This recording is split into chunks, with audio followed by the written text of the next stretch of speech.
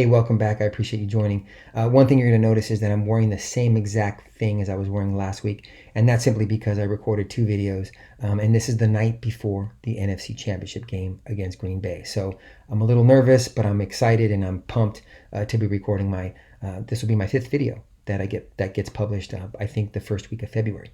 But thank you again for joining. And today I want to build on what we talked about last week and actually show you some real life examples of an influencer profile and some influencer analytics.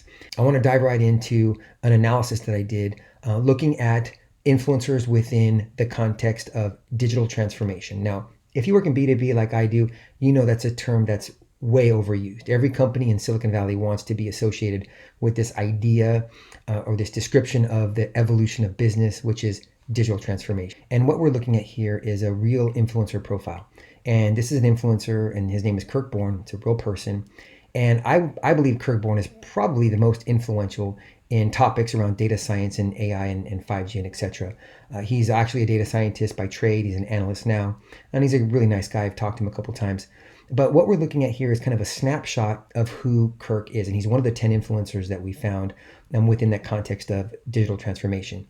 So you can see here his bio. You can see how large his community is. If you look to the right, you can see those topics, right? This is the topical conversation analysis. You can see that he's talking about data science the most, and then AI, then 5G, then quantum. But more importantly, you can also see some of those smaller, phrasing and keywords that he's using within that context.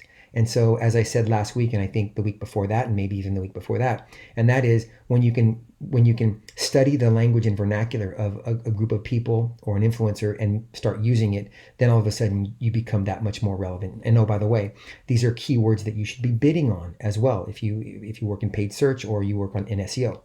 And so getting a snapshot of that conversation is hugely important. Also, you can see who Kirk is influenced by. Now, on the internet, everybody leaves digital breadcrumbs, right? You like something, you comment on something, you share something. It's documented and it lives online forever. And so for some reason, if Kirk is not responding to your phone calls, he's not engaging with you in social, well, maybe you need to engage with like a Mike Kendazzi, who's actually a personal friend of mine, or Dion or Mark Lind, and in an effort to reach Kirk, right? Because we know that Kirk shares and engages with this group of people. So if we can get them to talk about us, well, then all of a sudden we can potentially meet Kirk as well. I also talked about how to kind of define relevance and influence last week. And one of the data points was reference. And this is where media mentions come in. And this was a manual process. And I think that's important. It takes a little bit longer to do.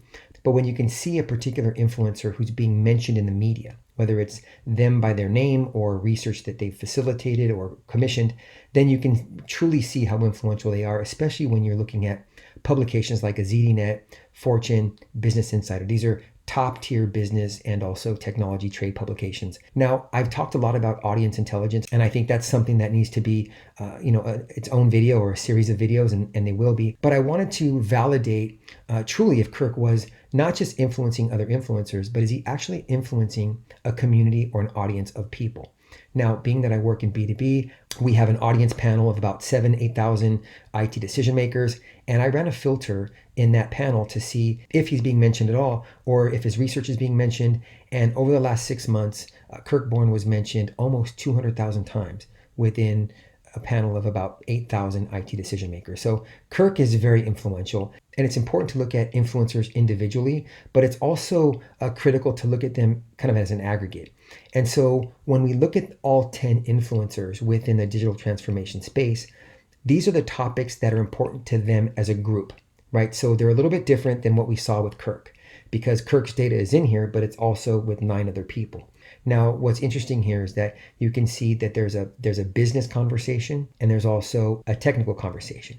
So if you look at future of work as an example, right, it looks like there's content around workforce and Gen Z and gig economy and Industry 4.0. Then you actually see a larger category of Industry 4.0, which is kind of this new term that is being used, and it's usually used synonymously with digital transformation, describing the age of automation and how businesses are changing, and robots and Terminator and all that. And so again, this is a snapshot of a group of influencers, and it's a snapshot in time, right? But the thing is with people is that they change. What's important to a group of people today may not be important to them tomorrow. And so that's why it's important to look at kind of content relevance over time. And so we're looking at those same topics from January to December. Now, what's interesting here is that if you look at the topic of future of work, it's the really light graph at the top or box.